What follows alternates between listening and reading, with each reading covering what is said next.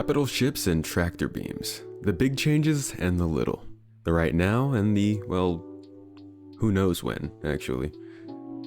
Thanks for your patience, guys. It's been a hectic week. I have flown across the world and I'm really trying to get over the jet lag, so give me a couple of days. Anyways, here's my latest weekly review. Thanks for coming to my Tomato Talk. And thanks to my newest Patreon members, Rocks in His Socks and Carlos Sanchez.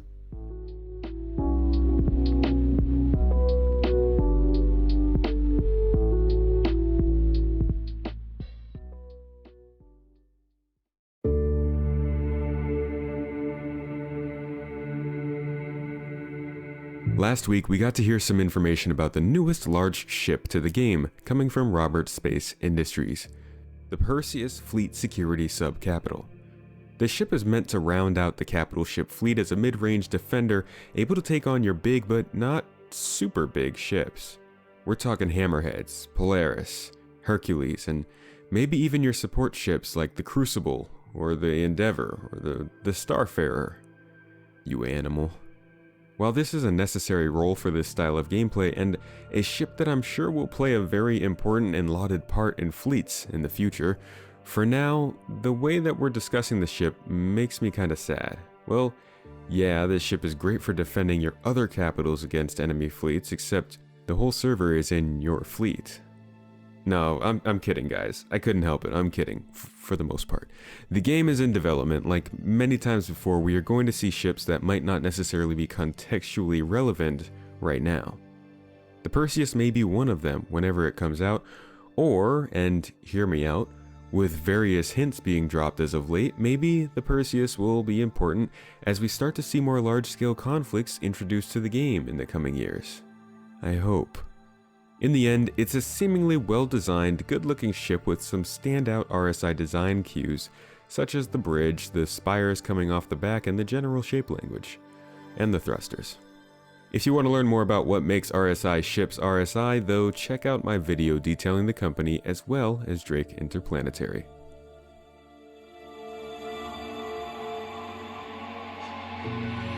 After the ship news, we got a much smaller and more immediate addition to the game, tractor beams.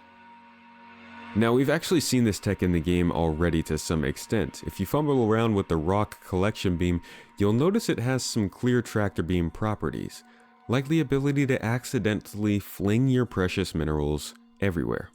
Yeah, it sucks. But now the tractor beam has been extrapolated into its own full-blown feature as a multi-tool attachment.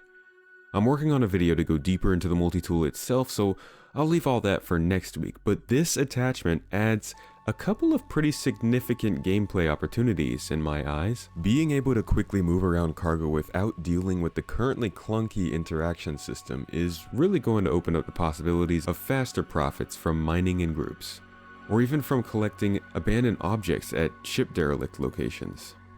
This control will be great because it not only gives you the ability to move boxes, but also to reorient them as you see fit.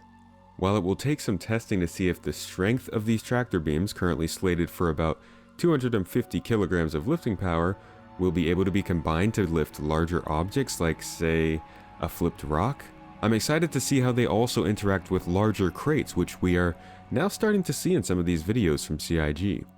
The aforementioned functionality of combined beams has been touched on in the past and is planned to be a feature, but we haven't heard of it being applied to handheld tools. Now I'll tell you what is for certain with this new feature, and that is that there's going to be a lot of experimentation and game breaking going on in the next several weeks. We're going to see all kinds of crazy applications, and I can't wait to see how you guys break the game.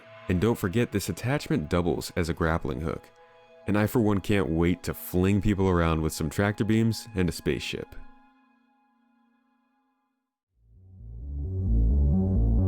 But I have a question for you regarding the tractor beam. This is related to an upcoming video I'm working on. I'd like to know if you consider this addition to be a feature that creates new gameplay, or if it just does more of the same in your eyes. Hit up my Twitter post in the video description if you'd like to vote in my ongoing community poll.